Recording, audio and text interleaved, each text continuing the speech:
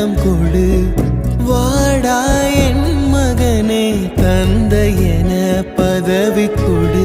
சிறியவன் நான் சிறியவன் தான் உலகின் பார்வையிலே.